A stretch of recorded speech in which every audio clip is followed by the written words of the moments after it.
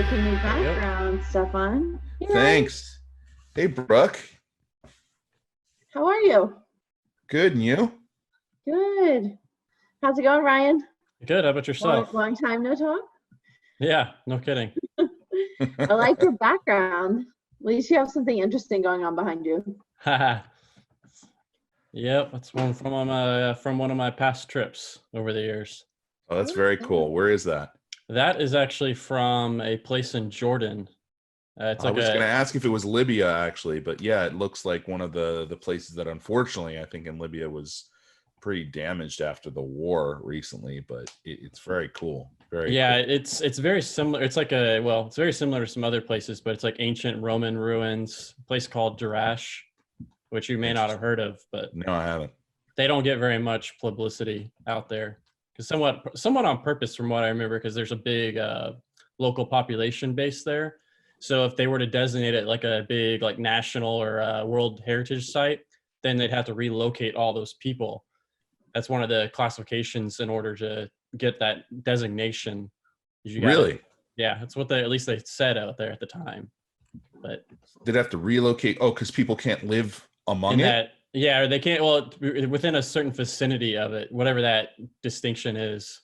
Wow, I had no idea. But yeah, they get no PR, like no publicity whatsoever. Interesting.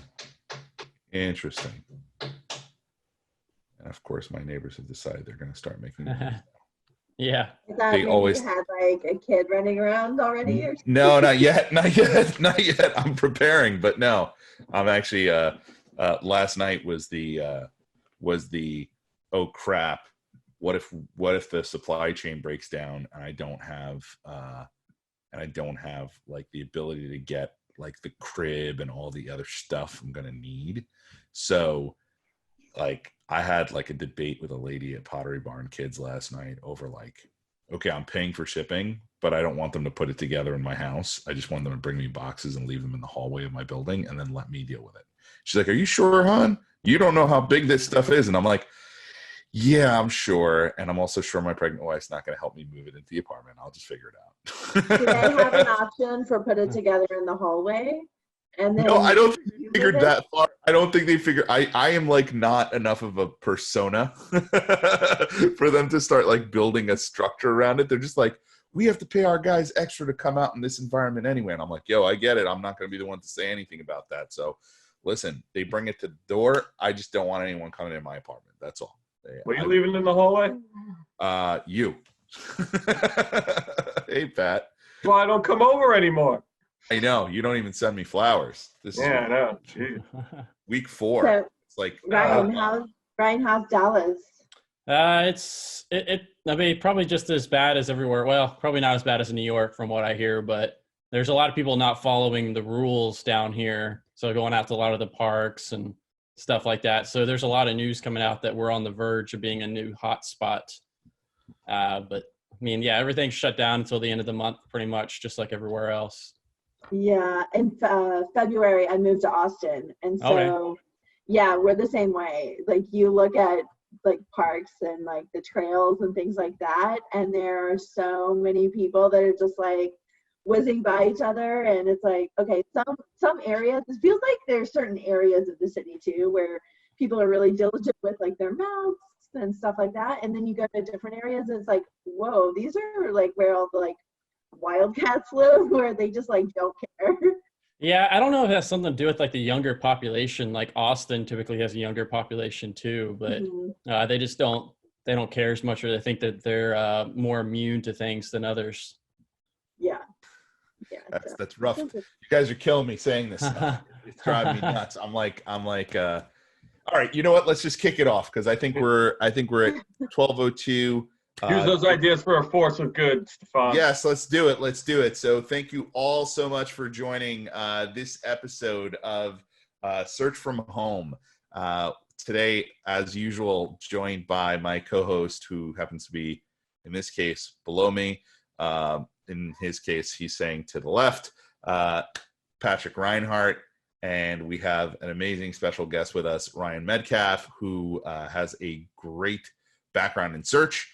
Currently works for a company called DoctorLogic, which you may have heard of, may not have heard of. So we'll get into that.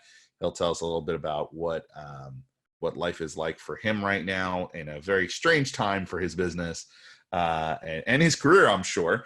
But giving us a little bit of background there, I'm sure would be wonderful, Ryan. And thank you for joining us, Brooke.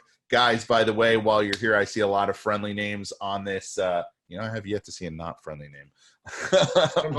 Who's not friendly? I shouldn't tempt the fates, though. It's like all my ex-girlfriends show up for the no. I get a bunch of trolls to show up.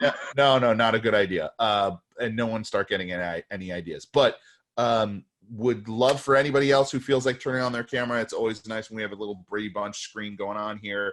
If this is something you keep on in the background, completely get it. Don't want to show your faces. You're maybe in the quarantine no-show mode, or this is the one time you don't actually go on camera. Good for you. That's fine. We get it. You stay in the background and be marketing voyeurs. So, Ryan, thank you so much for joining us. How are you, dude? Yeah, I'm doing well. Thank you. And how are you? Getting by, like I said, trying to figure out the things in the hallway, Mr. Reinhardt, that have to make their way into my apartment at some point. We pulled the trigger last night on the kid stuff for the nursery that soon my office, this couch and all the stuff behind me will disappear and you guys will start seeing a crib and all sorts of stuff, which I guess if my wife doesn't like me, I'll be spending more time in here. But yeah, I that's what I'm trying to figure out how to get into my house in the New York City craziness that is. How is Dallas? So you were just telling us about Dallas. It sounds like not everyone's following the rules, huh? Yeah, pretty much. I mean, I think it's certain pockets too. I don't know if it's something to do with the younger demographic that thinks they're more immune to things or what, but yeah, there's a lot of news coming out that says Dallas is on the verge of being a new hotspot just because the cases are starting to go up pretty dramatically, like New York experienced over the last few weeks. Yeah, I hate to say it because it really sucks to have to say, but it feels like we're going to play like a Kevin Bacon version of COVID, where it's like the closer you become to someone or someone you know or someone you know, it's going to start getting more real. Right now, these numbers, they're pretty damn large, but we don't have any context, right? So if it's not happening to you directly or someone you know directly, you're feeling some level of distance from it, and those numbers aren't real people yet. But yeah, I think once people get that number in their head, that's just not a number. That's like lives. That's people. That's reality, because we're not used to these numbers. When have you ever been told how many people die in a day in the United States? Yeah, that's so true.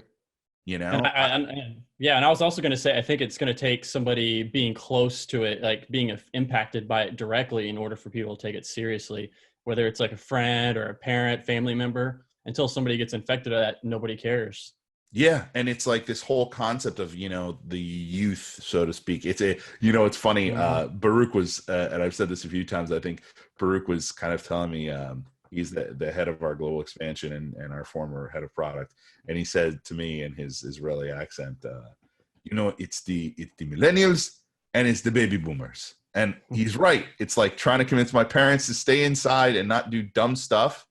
And mom, dad, sorry if you're listening or watching, you shouldn't be. This is for marketers. Or it's like, yeah, I'm young and I can handle it, and who cares? And it'll just be like a bad flu, and that's all right, and we'll get by. But like the numbers are showing us otherwise, and that people are running risks they shouldn't be running, and that if everyone would just stay in their damn house, I could get out of here sooner. It's kind of, I know that sounds very like me. Yeah. I don't know. Are you guys feeling this way? Are you guys feeling like, why I'm following the damn rules, but I feel like people aren't following them, and it's driving me nuts? I don't know. Like out here on Long Island, it actually feels like a lot of people are following the rules. Like it's like The Walking Dead out here. Like I try to get on nice days. Thank God today it's nice out. Like we go out for a walk for about a half hour just to get the kids out and just walk around the block. But there's no one out there, and if anyone sees each other, everyone crosses street, no one gets anywhere near one another. All the parks and playgrounds are closed. No one's out there. I saw a picture yesterday of Cedar Creek Park, which is only a couple miles away from me, which is usually flooded with bikers and people this time of year. Barely anyone there. There's, so actually out here on Long Island, I feel like we're actually doing okay as far as the respecting of the rules. But it is troubling to see like a lot of pictures with you see like a bunch of people in the parks just hanging out, and it's just like, like people doing, people getting together like outside their houses with their neighbors, and not, like not doing the social distancing. Like last week, like my neighbors and I did like a porch hangout on Friday night, but we were on our porches like yards and yards away from one another, and just kind of were shouting across. So you guys didn't even FaceTime one another? You just yelled? No, we were just kind of shouting at one another. Dude, I thought you didn't even get along with your neighbors. What is this? Now you're friends? Well, I'm friends with most of my neighbors. The people directly next to me, we're doing our best to make amends. After many things. That's a whole different show, though. Have you thought about inviting them to the show? This could be interesting. Yeah. So we have your neighbors on. Yeah. So it's one of those things where I think it's going to vary quite a bit from city to city on where people are, listening to the rules or not. Ryan, what's been the weirdest thing for you to get used to personally in this whole situation? I think it's just permanently working from home. Like you get so accustomed to working with certain people or knowing where people sit in the office, you can just go right down the hall, or right down the hall, or right down the aisle and get a question answered immediately. But now if people are in and out, they're on and off their computers, even though, we're all technically logged in at the same time, but you can take 15, 20 minutes to get a response back. It's not like instantaneous. Yep. You don't know that they're there. And so it kind of breaks up maybe your workflow to a degree. Exactly. I see that too. Yeah. You guys use Slack or anything internally to communicate? We do use Slack. Yes. And but it doesn't always help, huh? No, I feel the same way. Sporadic. I mean, Slack is kind of like sporadic. Like I'll hit someone up, but then they're on a call. So then I won't hear back from them for an hour. But if I needed them for something earlier, I couldn't physically know that they were either at their computer or maybe they're doing something else, which is completely fine. But I just don't. Yeah, we'll occasionally talk to each other over the phone, or we're getting Zoom and stuff like that, just like everybody else in the world nowadays. But that's still like a backlog of all the customers that Zoom's trying to get on the system. But nobody ever really picks up the phone to calls. It's always Slack, or you would talk directly person to person. But now it's now all permanently work from home until at least the end of the month. And was that something that you guys were, do you have a lot of folks that work from home there? Is that something that was like really jarring for you guys, or just kind of we could work from home like 2 days a week, actually. That's part of the policy. You just can't do it on you can't work from home on Fridays, or no, sorry, you can't work from home on Mondays. Mondays are the big meetings day for us to start the week. But we do have some other full-time remote kind of people, or full-time remote writers that are across the country. But not that many people actually work from home 2 days a week. Maybe occasionally they would do 1 day. We just got everybody's so involved, like in so many meetings, it's hard to do 2 days a week. Being a smaller company, not like super small, but smaller company in general, everybody's so critical to the business operations. Yeah, let's talk about that. So tell us a little bit about. Let's kick back. Let's give an introduction and be right about this, and do it in the more formal setting. So I'll put my tie on virtually. And, give us a little background on you, Ryan, like where you've been, what you've done, and then, where you are now. Cause I think understanding DoctorLogic is important to kind of where this conversation goes. Yeah, absolutely. So I think the first thing I should mention is I've been in the SEO, digital marketing, e-commerce space for about 10 years now. I've worked in a lot of different industries. I've worked for agencies, both big and small. I worked for some other big companies like Hilton, Marriott, especially in the hospitality industry. And now I'm into the healthcare space, as you mentioned, like in DoctorLogic. And we're even more niche in the healthcare space, where we focus on like the regular doctors that you would go to for, a general practitioner, or, a plastic surgeon, your dentist, all those kind of elective surgeries that people want to do, or they don't have to do it, but they want to spend their kind of discretionary income to get these certain procedures done a lot of times. But I've been there at DoctorLogic for about 6-7 months now. But yeah, previously I was in the hotel industry world, working for both Hilton and Marriott. And then before that, working in another big agency. So the aim of DoctorLogic, if I've got it straight, you're helping, let's say, the smaller practice or mid-level practice in different mediums, meaning like everything from a dentist to any kind of specialist, right? Right. Yep. To acquire clients? So essentially you're almost serving them like an agency? Yeah, we absolutely. So we are like a digital marketing agency where we go out there and try to get patients. So instead of thinking about like a retail world, instead of calling them, customers or anything like that, we would call them patients. That's kind of like our terminology. But yeah, we do all the digital marketing platform. We build them a website. DoctorLogic's got a really cool, unique system where we have our own platform, not unlike the best way I could probably describe it is like a WordPress kind of platform where everybody lives on our own platform. So that makes it easiest or really easy for us to put out these updates. If we see like one problem with one website, we can push it out to all of our websites, all of our clients at the same time. Now, when you start talking about SEO, that's like leaps and bounds. That dramatically improves everybody at the same time. But yeah, we do digital marketing full suite. We just added social media this year. We've got paid search. I'm the first dedicated or full-time SEO person they hired. We've got about 70 employees now, I think. We just got a big round of private equity funding back at the end of Q4 last year. So thankfully, we've been able to do okay. We're kind of surviving on that private equity funding. But we had planned to launch email marketing this year, all those other digital marketing channels as we go. Yeah. So essentially, you're dealing with, let's call them, is it safe to call them SMB? There is some SMBs, and then there's also some big, enterprise clients. So they're multi-locations, DSOs. Okay. So some of you instead of having like a one location, kind of like a mom and pop kind of practice where there's like chains where they have, multi-locations. So like urgent care, would you have like an urgent care clinic set up where it's like multiple clinics? Yeah, potentially. Like I think that's actually one of the clients we just have or we're talking to right now is one of here in the local area. But I don't know what it is in like other regions of the US, but I know there's certain big practices that own multi-locations, 20, 25 different practices, or they've bought all these other smaller ones and rebranded themselves as part of a bigger parent brand. Like a name. Yeah. Like we have CityMD here in the city. And that for us is, they've become pretty ubiquitous with the idea of urgent care, or you can't get in to see a doctor. You're going to go urgent care. We would just basically say CityMD unless, right. Am I wrong, guys? CityMD is pretty much in New York. What do you think, Pat? The default? There's also Pro Health, something like that out here too. But yeah, CityMD would be the big one here. Yeah, so that's Ed. A lot of what you would be dealing with then is, or at least the success that they judge you guys by is patient flow, right? Correct. Yep. So it's actually really interesting in some ways, not to get too detailed or off track here a little bit, but so like there's a big education aspect I've noticed in the kind of the regular elective healthcare space.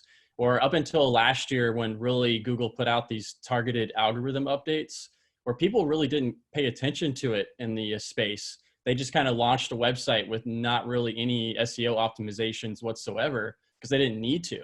You throw a website up there and you're going to be ranking really well for everything. But now with all these algorithm updates, and that's one of the reasons why the company brought me on board, is they saw all their rankings across their client portfolio just plummet over the course of last year. And that's because the platform wasn't really well SEO optimized, again, because there was no need to. Nobody had a reason to. But when you're talking to a lot of these individual doctors, they don't know heads from tails when it comes to SEO or really digital marketing, period. So you're having to go through and educate them, train them up. It was weird because one of our big clients actually, when we were in a client meeting, they pretty much told us, we don't care about performance really. We just care about what you want to, or what you're doing for us. Show us all the things that you're working on, things like that. They didn't even know what KPIs to really look at. Sure. So there's a huge education standpoint, both externally and then even internally to some of our teams too at DoctorLogic. Yeah, well, I'm sure it's none of them probably got into.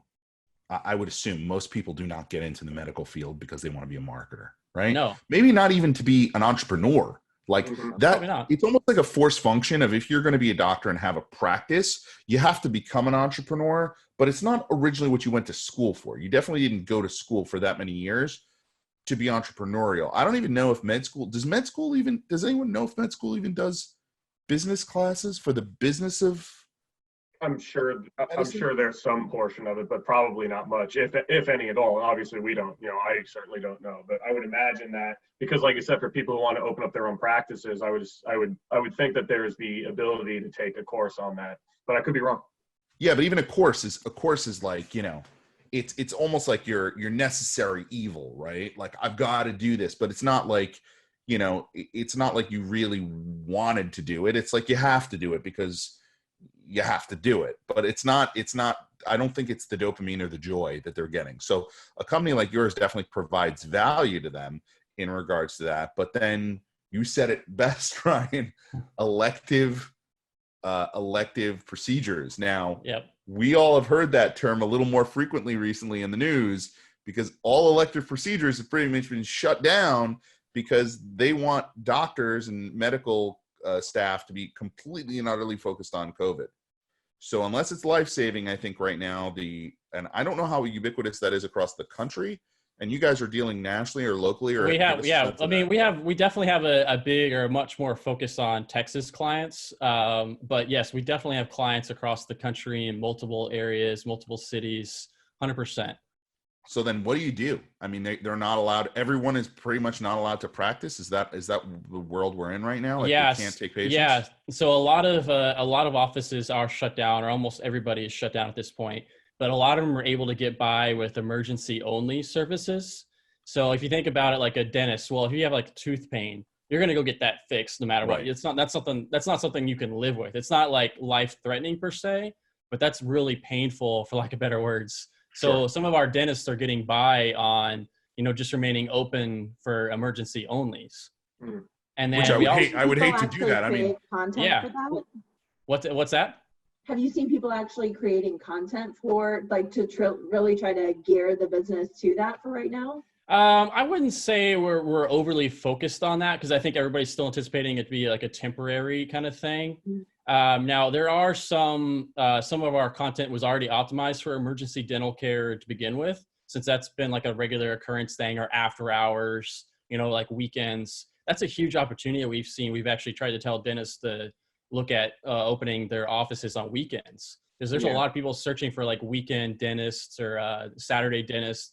And most dentists or most doctors aren't open on the weekends, but there's huge search volume. There's huge opportunities for that, but nobody ever wants to work on a weekend. Mm-hmm. But I was going to, go ahead. No, I was going to say that's really interesting. And I think that's a great example of what we've been talking about on the show so much, which is the business data, the search data can bring to you to change the way you do business. So if you take that one step further, okay, you as the dentist doesn't want to work the weekends. Can you not partner with a dentist who does want to work weekends and doesn't have a place to practice? Sure. Right. And then is that, as long as the liability insurance, all the other, I'm not in medicine, so I don't know all the specifics of doing that. Real easy for the marketer to just say, can't you just do this? But like, ultimately, that's a great finding. How have people been responding to you about that? How do you propose it to them? And how are you showing them the data? And then how do they respond? Yeah. So one of the things we always like to showcase is, well, there's an education part. I should back up and say education first of all. So you have to educate them on what SEO is, what the search volumes are. So you would literally go do the keyword research, whether you pull it from Conductor or another source, and you would show them this is the amount of people that are searching for that. And you can get even more local or hyper local in some cases for that specific market. And sometimes the lights, you can see their eyeballs just light up. But in the logistics, I think there's the biggest obstacle for them, or they have a certain routine or certain lifestyle, perhaps, where they don't want to work on the weekends. But to your point, there's no reason why they couldn't partner or find somebody. Maybe it's a college graduate or somebody that's fresh out of the program, just trying to get experience. Why can't they just bring them in and capitalize on that search line? So a lot of times there is a lot less competition for those keywords too. But it's just like an afterthought. I think people don't realize that the amount of people that are searching for that. It's just they didn't know any better before. It's a great point. I'm wondering if you recognize that evergreen prior to the pandemic. I guess I wonder whether or not recognizing this See, I think some people are going to see this as temporary, and they're going to treat it as temporary, and they're going to say, this is just for now. Here's the problem with that in my mind. I don't believe it. Now, I'm the pessimist on the call, and Mr. Optimist over there. You don't believe what? I don't believe that this thing is over that quick. Like, I'm sorry. Like, well, you think it's going to last 4 years? I mean, this. No, I don't think it's going to last for years. Oh my God, he's making me out to be like the devil on the call. I'm not doing. No, it. But I think that I think that a lot of people are underestimating how long it'll impact business. I do agree with you there, but I do think that we will get past this. That's a lovely, lovely background. But I do think we will get past this, and things will get back to normal sooner than a lot of people are saying. But again, optimist versus counterpoint. Well, so I've opted for my my angelic version to tell everyone that I'm not here to be the ever present pessimist. I just believe that this could take longer than we know. Right? When we talk about flattening the curve, it doesn't mean you're less likely to catch it. It just means we're making it easier for the hospital systems to deal with it. Right? So it still sticks around, through end of May, end of June. We don't know how long. And trust me, I'm the last person who wants this. My wife is giving birth in July. I do not want this thing around. I want this thing gone, right? I'm also an extrovert. I need people in my life. You guys don't know how much your faces matter to me on this screen right now. You're all I've got. But in reality, I do think this is going to take a while. So I wonder, okay, A, are we cutting our nose to spite our face by saying it's just short term and therefore I don't want to build content for it? B, is there not other opportunities like what you talked about, Ryan, where this could be evergreen? It's not like people aren't going to experience tooth pain on weekends when there's not a pandemic. Yes, they will. So are there any other learnings you think doctors should be doing, but you're not seeing them do right now that they absolutely should be moving towards? So one of the other big things is the overall industry or the healthcare space is the online virtual consultations. And that's something, telehealth, absolutely. Teledoc, Yep. So all the regulations have been pretty much wiped clean. So there's not as much problems there. So a lot of our doctors, and that's not just the dentists, but plastic surgeons, dermatologists, all that stuff, all they really need to do is just look at a problem or, diagnose something virtually. And that not all of our clients are on board with that just yet, but the ones that they have seen some success being able to survive off those virtual consultations. When you're saying they're not on board with it yet, you mean as a viable medical practice, or the idea of just them being on a screen and doing something they're not used to doing? Okay. Both. A little bit of education. Not having the doctor physically there with them. Correct. Like that. Yeah. And there's something I think that people are still under the belief, well, I'd want to be in front of a doctor, or maybe some security or privacy issues with that still. Or maybe there's just a lot of room for a lot more misdiagnosis, I guess, perhaps. But yeah, I think it's going to be around. It's going to grow. This is just the launching pad for that telehealth, and it's going to be part of the permanent business going forward. Yeah, I mean, and we've talked about this on the show before, Stefan. This is something that I think is going to extend, the just teleconferencing in general, and businesses' views on it are going to completely change after this.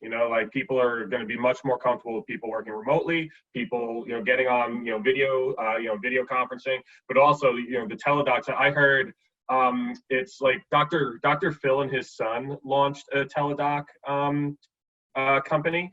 And I heard him on the news yesterday saying that they are busting at the seams right now with all the people, and they're for them it's psychiatry, that they just have a ton. This has had a tremendous impact on their business for them, positively.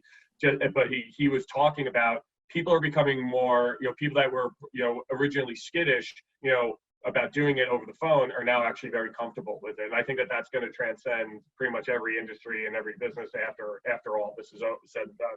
Yeah, I wonder if it's so. There's two sides to that coin, right? There's the practitioner feeling comfortable, right? Mm-hmm. And then there's a consumer, and the idea that a doctor could just be this is so silly. This is so silly what I'm about to say, but I'm going to say it anyway. There's something to be said about walking into a doctor's office and seeing their diplomas. I don't know why, but there's Like, so unless we're going to do like, you guys saw my virtual background before, it'll be like my virtual diploma, which it just cheapens it, right? Like I went and chose my OBGYN with my wife, right? And it's our first kid. And this guy in his office had, I kid you not, maybe 1,000 pictures of babies all on an entire wall, just like photos, actual old school photos, right? Dates and names. Awesome. Did I feel more comfortable being like, yeah, this is the guy who should deliver my child? Absolutely. When he said possibly C-section, which is like, you know, a whole thing. Yeah, I feel comfortable with that. I mean, yeah, I ask him obviously questions and stuff because I'm not an idiot, but the pictures had an influence on me, right? So my comfort level there was different. I guess if you could do this from anywhere in the world, A, does it cheapen doctors and their value, right?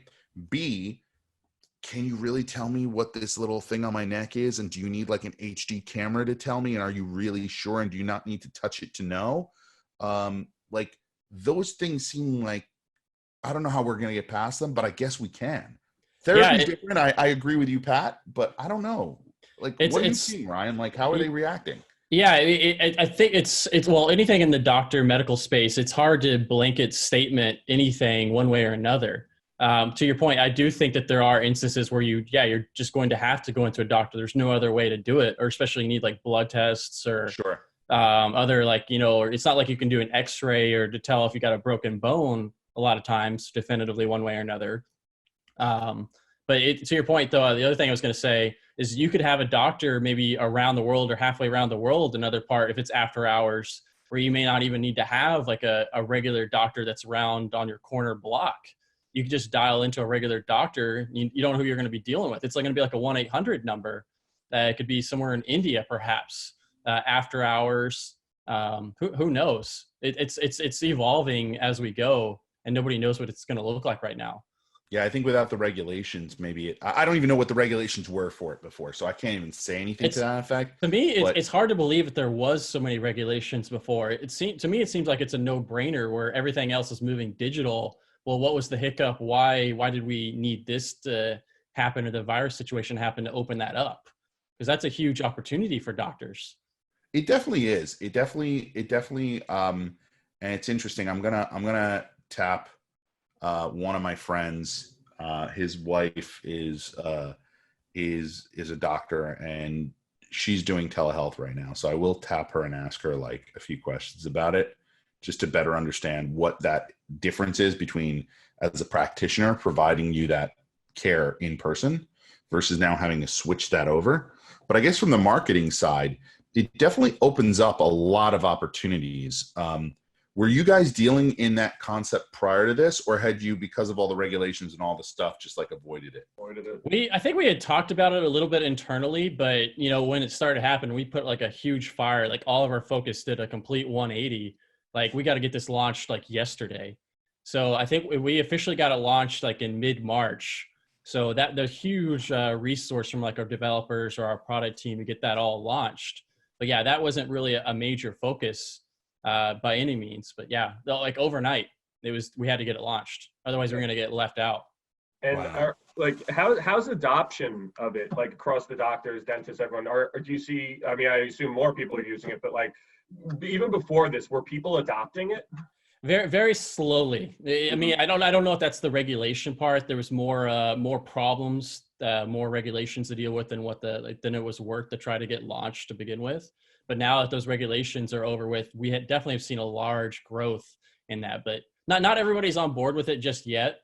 But I do fully expect, even when the virus situation calms down, that it's going to be a major element, or having the ability to do a virtual consultation on every website or for every doctor's office. If you don't do it, then you're missing out. Yeah, I think it's an evolution of business, right? It's almost like you didn't have a website, so you couldn't speak to anyone on the web. Now you're not doing telehealth, so there's a whole group of people that are going to be comfortable with telehealth that you won't just be having business with. And if you choose to be the old school doctor that still does things on paper or with checks or doesn't accept credit cards, and this is like an evolution of everything, right? It's just so happens we got thrust into it without our choice, right? Yeah, it's a forcing function, I mean, and listen, that a lot of stuff, that happens that way where you have to do it out of necessity rather than want. And that's just kind of what's happening right now. Yeah, and I'd be really curious to see what we were talking about earlier, all the different ways to distinguish yourself on like an online platform. I don't know if it's a completely new like digital marketing channel, but you're going to have all these doctors competing for those keywords or trying to differentiate themselves, whether it's the credentials or what. I don't know how that's going to work, but it's going to be an exciting thing to watch to see how it evolves. Yeah, I'm always worried about, see, the once we get into the health space, it always like there's a gray, and it gets very, very, very dark at one point where it's like, all right, best oncologist. We don't know who the best oncologist is, okay? Nobody does, because no one knows who cures cancer best. And just saying oncologist is too open-ended, right? Maybe you have a great rate of pancreatic cancer, but you don't have a great rate of lung cancer. So it actually matters. Like terms matter, search matters. And search matters more than ever when it comes to like where you ultimately get your health care, right? I don't think, and not to be crass or anything, but where you're going to get your facelift, while yes, it's important because we'll all be seeing it, but like it's not the same level of risk, at least not usually, as some of these other things. So some of our doctors, some of our doctors are very specialized, or they're known for certain procedures, especially around like plastic surgery or plastic surgeons. So there are huge search volumes for specific doctor names and procedures, or just the doctor names in general, more than you would probably think. Really? They got such high like brand recognition. Essentially, that's what it is. Instead of being like a brand term that we're familiar with, it's a doctor, that specific doctor name. So it's a brand term. But yeah, there's huge publicity around that, whether it's nationally. Sometimes the doctor, people travel internationally to go get certain procedures at this doctor. So yeah, they're getting the online visibility, whether it's the virtual realm, however you do that, it's huge for some of these doctors. That makes sense. And I mean, I think it'll be interesting so just speaking strictly from a search standpoint, like you said, like what terms are gonna, come up, or will be invented. And I was thinking the other day, just about this thing is, what are most people going to be wanting to know when they're searching? And it's going to be availability. So it would be interesting if Google created like schema or some kind of markup for availability, where you could put your available hours and that shows up next to your name. And then because then you could do like people. I mean, but then you got to think about this.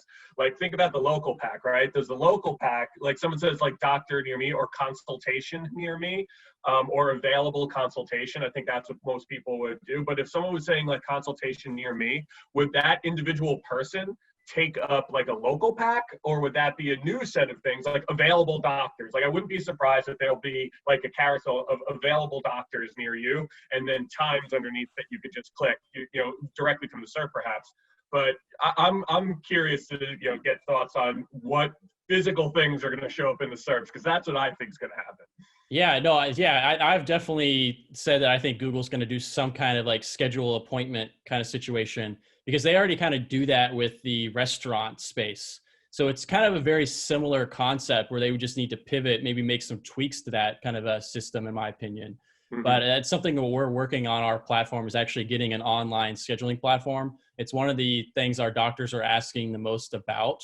We just don't have that capability just yet on our platform, but there's others out there that do it. Like a ZocDoc is a pretty common one these days. And we do have some integrations where we can do that, set it up through like an API, but we do not have a direct system set up on our own just yet. But yeah, the local 3-pack is very interesting, whether it's going to trigger local results, which are pretty erratic actually from what we've seen for our doctors. And then, or if it's like anywhere in the world in theory, because anybody, it would just be a virtual consultation. The location would not matter whatsoever. Near me is gone. Near me is gone. I guess that's fair. That's a fair point. It's available. The question is, will people now learn the word available instead of near me? So near me is something people adopted as a query strength they were provided an answer by Google, and therefore it validated that query. So they continued to do it and then started appending it to everything they could get their hands on, right? We haven't taken it to the extent I think it could go, which is if Google could ever really get its hands on inventory management software and really understand what was actually in stores, that would be insane, because then you could literally ask for products near you and be served back the store that physically has the product. Yeah. Would be crazy. Like, then you could say it's in aisle 5 and there's 5 of them left. And, if you drive now, you'll be there and come back. That's crazy futuristic stuff. So I'll take that away for now. But that concept of like available removes the local part, right? So then the question is, does local even matter? Like, in your world, maybe local doesn't matter at all. Maybe it's just time zone. Yeah, it's a good question. And yeah, it's a good question and good thoughts. And I don't think anybody knows the answer right now, but I'm with you where available might be the new near me in the future. How far down the future that is, I don't know. But I think the longer this virus situation goes on, if it's recurring, it comes back like the seasonal flu, then it's going to skyrocket overnight. But if this is like a one-off kind of situation, then it's probably going to be a slower adoption. But that's not to say there might be another pandemic that starts, every 5 years or every other year, just like the seasonal flu, where it's going to be a regular recurring basis. You hold your tongue. I'm not staying in that much. No, but I agree. I agree with you. I 100% agree with you. I guess I wonder, Ryan, these doctors, right? So you're a plastic surgeon and you don't have plastic surgery because let's assume there's not a immediate need for plastic surgery. Yes, somebody gets a cut and there's urgent care for that and they need to stitch them up very well. Right. So a plastic surgeon still has work, but they have a substantial reduction in the amount of work they're doing. So I guess my question is, do you have idle clients that should be doing something else? In other words, should you be providing them, if they're not running to a hospital to help with COVID, which I don't know how many of them are or aren't, so maybe give us some insight on that. But if they aren't, then are you trying to convince them to write content? Are you guys helping them get access to writers to then they can like put their stamp of approval on it, confirm this is what they want, almost like ghost written, because they might not be great writers, and then ultimately like approving that and putting that under their names? Like, how are you building content, or at least helping them be better marketers during this difficult time? Yeah, absolutely. So I can't speak to how many doctors are going out there and helping in the general world. I think some of them may be qualified, some may not be. I think they're all highly specialized in one field. So yeah, I think that, there's probably certain things that they could help with more than others. And I'm sure some are doing it as like a good PR kind of community relations aspect. I think more of them are probably donating their equipment as opposed to going out there and using their services. Sure. But to answer your other question, what the downtime, yes, we are encouraging them to get involved writing content. We have a full content marketing, full team of writers at DoctorLogic who writes a lot of the content. They write a lot of the blog posts for doctors, certainly around informational topics, sometimes around coronavirus or other regular conversational related questions with certain procedures. But the other times we were telling the doctors to get caught up. It's even simply responding to reviews, especially like Google My Business. Like, this is like an afterthought for a lot of people, whether they have the time or the resources to dedicate to that. It's an afterthought. They don't have the time to mess with it. So we got all these doctors, and we all know that the reviews or responding to reviews is a big factor when it comes to those local results. But most of our doctors, they aren't even responding to those. And then the other side of that, though, the counter to that is a lot of the bigger companies, they actually had like staff members or community relations teams that actively managed that. Well, they're all gone. They're all furloughed right now. So those people may not come back either. So now that leverage goes back on the doctor, where they originally hired the staff to go out and do these things the doctor couldn't do. So, and that's going to be interesting to see how that plays out long term, where they can hire those people back or not. But yes, that's a great point. There have been trade-offs of businesses. We were talking about this with Ali Harris on Friday, how, cybersecurity has been let go to a degree in certain companies because it wasn't deemed as essential. It's almost like essential work within the company has kind of been structured, but what you don't realize sometimes is what ultimately is essential. It's a perception issue. Right. And it's also a risk mitigation thing, right? You leave yourself susceptible to certain things when you don't have community, when you aren't answering reviews, when you aren't. So if you take those things away and you don't have a plan to do something with them, or you actively recognize the downside of doing that, I think people are more willing to recognize the cost save and not recognize the risk to the business. and say, we agree, we allow, and therefore we understand this will not happen due to this, as well as the downstream impact of doing that. I think those are fundamental things that not every business is considering when they're doing that. And I think their reliance on companies like yours and agencies and so forth right now is going to increase. Yeah. So it's also what I was talking about earlier is an education standpoint. These doctors or these big medical healthcare spaces, they don't know how important these certain elements are to the website or the overall digital space. So a lot of times they are having to make these drastic moves just to survive. But yeah, and sometimes they don't have a choice, granted. But yeah, other times they just simply don't know how important it really is because they haven't needed to know in the past. So how do you teach them? Give us examples of what you guys are doing to teach them, because I think that could help everyone on the call. We are educators by nature, unfortunately. That is a gift and a curse that we all get in the SEO space. So what's your methodology? What's your process? What's kind of the world look like in Ryan's world when it comes to actually trying to educate people who never intended on being marketers in the first place? Yeah, so a lot of it is actually just showing specific examples. Even if it's like their competitor right next door or this doctor that they absolutely hate, or they're always fighting tooth and nail over for these patients that literally sometimes is across the street or even in the same building as them. Because you get these big medical offices or medical complexes where you have 100 doctors right outside a hospital. So they don't like each other at times. So you would literally show them, this doctor's doing this situation, but you're not.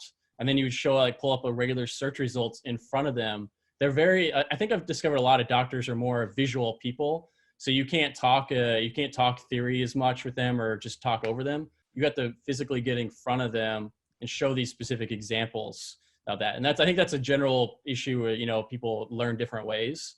But yeah, it's a lot of specific examples showing them what you're doing, what you're not doing versus a competitor's standpoint. So are you doing that how do you do that now? If you guys don't have Zoom, what are you doing to get out there? Yeah. So right now it is Zoom or virtual. Absolutely. Sometimes we get the in-person meetings, or we did in the past when we could.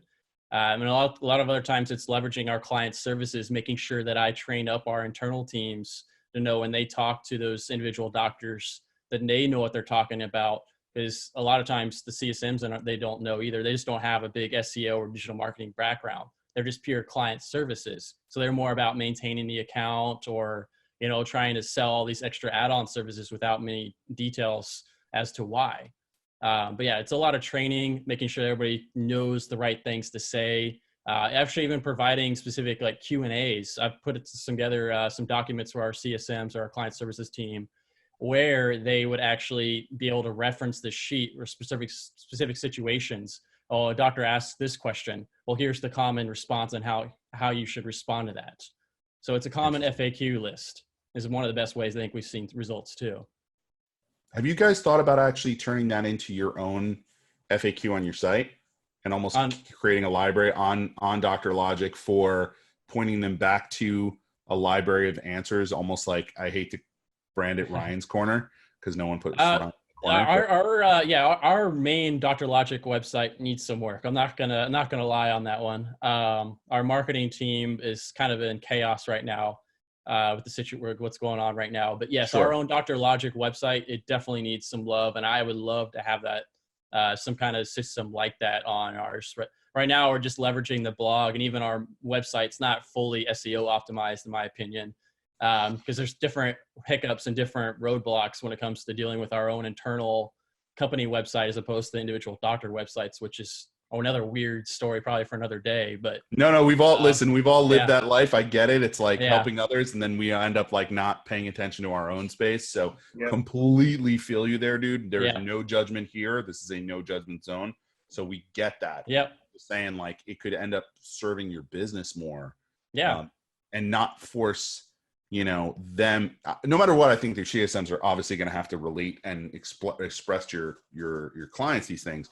But I also think if they're recognizing these things directly and getting them on your site, and it's kind of funny when someone says something, it's one thing. When someone reads it on a website, I've had to train my parents that this is not necessarily true. It does not mean it's 100% correct, but it adds a little more validity because you're willing to say, hey, rest of the world, this is my opinion. Here it is, you know?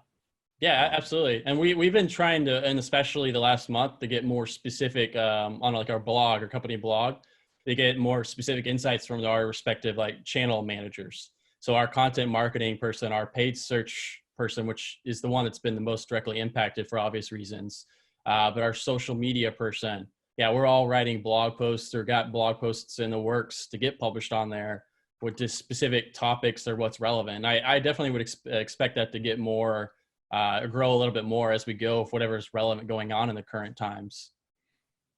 What's keeping you up at night right now, aside from the obvious pandemic? But like, when you think about where you need to focus, and you're an army of one, so where are you choosing to use your time, and how are you balancing your time too? Like, that's another thing I personally have tremendous trouble with, and Pat yells at me on a daily basis, not usually on the show about it. Yeah, the timing and the time management's always a struggle. I think it is for everybody, but there's so many different elements of SEO, and some things I don't even get to scratch the surface on.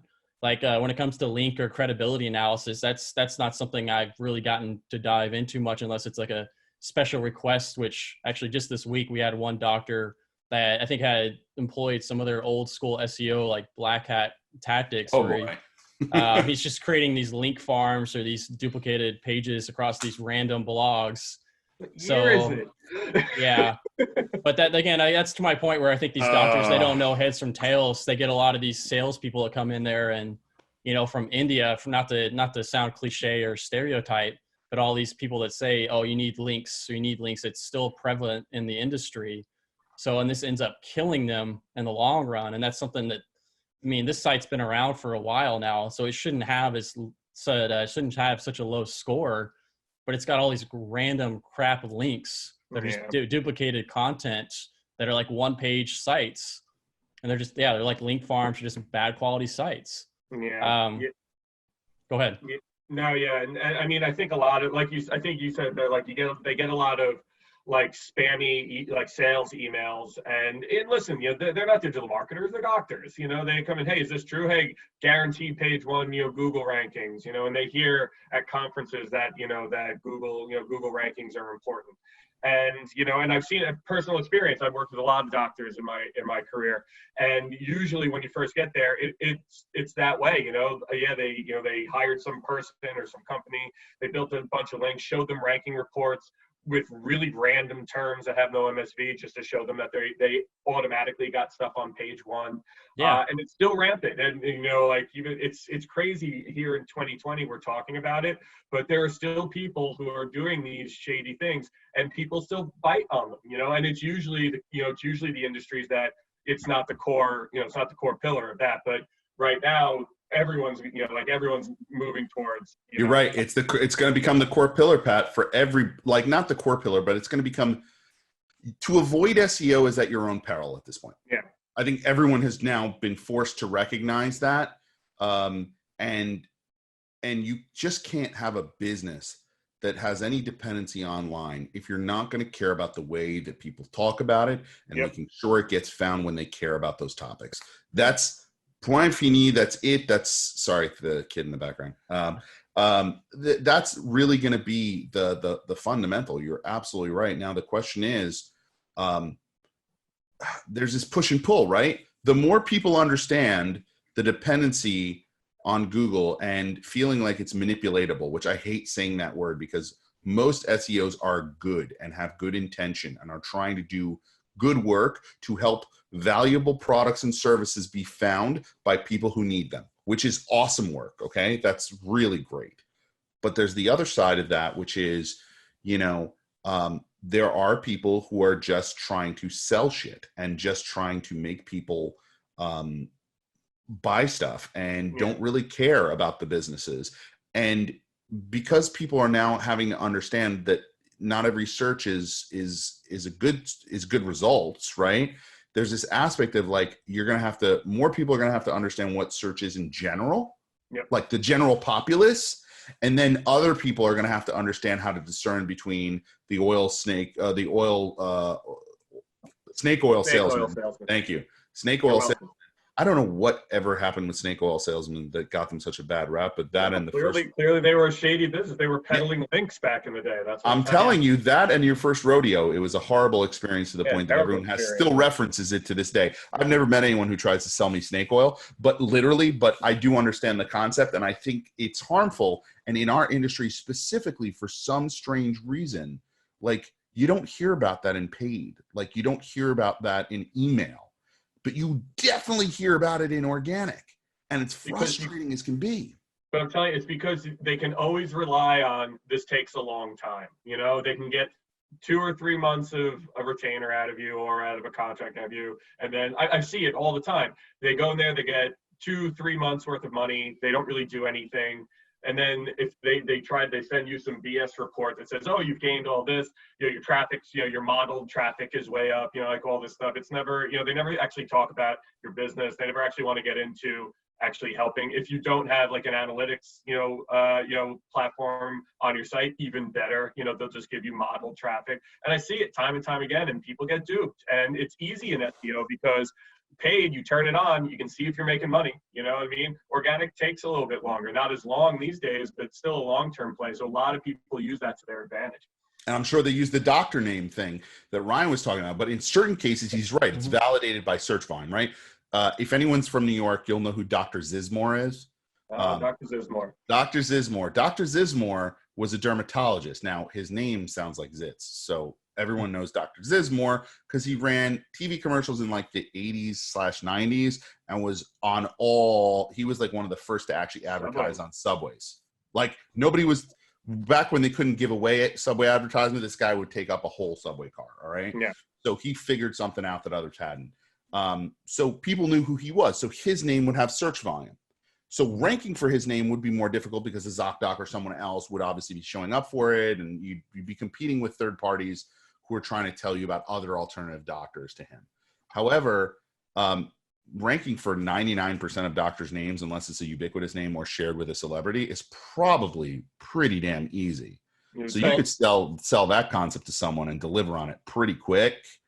If they have a unique name, right, Ryan? Am I crazy on that? Yeah, if they got a unique name, absolutely, they're going to have a high chance of ranking for it. But one of the other things I've seen in over the last year or so too, some of the more common names out there, where we have some of the doctors that were ranking, you know, position 1 or top of the results for their doctor names.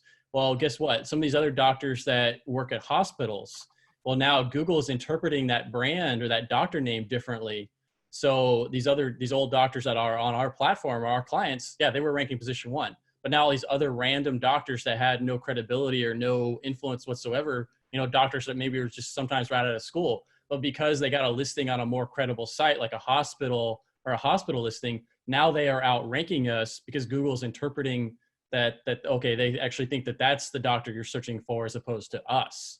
So it's an interesting thing going on right now where Google's algorithms, maybe they've overdone it or maybe they've over adjusted, but that's becoming a bigger issue too. Got it. So it's almost like they're associating, much like they did with, I think it was way back in the day, Fred. Now I'm dating myself, with the algo that like went strong on brand and allowed brand to now, like, it's safer to put the known brand up top, even if the person might be wrong, than to put the lower brand up top and be wrong and have the lower brand there. So maybe they're defaulting to, if it's a known hospital group or whatever, they're letting that. Are you finding you're having issues with a doctor having multiple profiles too? Like, in other words, like one with you guys at a hospital and one with you guys elsewhere, and then absolutely which one to make rank? Absolutely. So we have doctors, they have hospitals that they work with a hospital. Absolutely. Sometimes they have practice websites. So if it's like a group of doctors that all have or all work together, so yes, then they have a practice site. And then it also applies to like GMB listings too, where, you know, they have a practice listing or practice type listing and an individual doctor for that practice type. So they have multiple GMB addresses at the same location, which causes confusion. So obviously that's something that they don't, the other thing we were talking about, visibility too. Everybody goes around in these marketing campaigns. Some of these doctors have huge egos too, where they like to be out there. They like to get that visibility or like to brag about it. So yeah, that's where they want to make sure that their name is plastered everywhere. So even though it's against best practices, they're going to do it anyway. Got it. Now that makes sense. I can see that. In the doctor space and probably the legal profession as well, you pump a lot of money into your education. You have to be really good at what you do. To a degree, life and I guess treasure are on the line in both cases. Sometimes freedom, depending on which kind of lawyer. But you're dealing with some pretty serious stuff. Most doctors don't deal in like silly stuff. So I think that's an interesting point that you have to placate the egos and deal with them in that way. So you're probably learning a heck of a lot of stuff over there that's very different than the hospitality industry. Oh, 100%. Yeah, hospitality. I think comparatively, it's even night and day. Because most people, I think, in the hospitality industry, maybe they went their revolution 5-10 years ago where they realized, okay, we have to have this presence or we got to get optimized websites. And in a lot of ways, I think that's maybe where the healthcare space is now when it comes to those local one-off sites. Because, they didn't need to before. What I was talking about earlier, it's just there wasn't a focus or there wasn't a need to focus or no need for prioritization.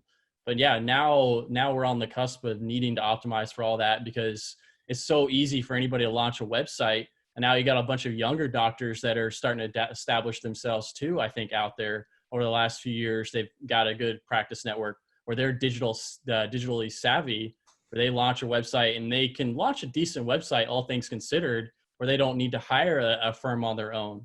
But we have a lot of the older doctors, that have been around 20, 30 years, sometimes on the verge of retirement. But this is a totally new foreign concept for them. And they're getting put out of business. And some of them might go out of business in the coming weeks and months just because they haven't been able to keep up with demand, or they may get bought out by the bigger players, some M&A activity. But it's an interesting time. It's a very interesting time. Ryan, we're up on time, speaking of time, but I mean, it's amazing to see how you've parlayed your knowledge of local, your knowledge of dealing with multitudes of profiles and so forth, from the hospitality space that you were so strong and knowledgeable into now into the healthcare space. Really enlightening conversation. I feel like I got a lot out of it. I hope everyone else did.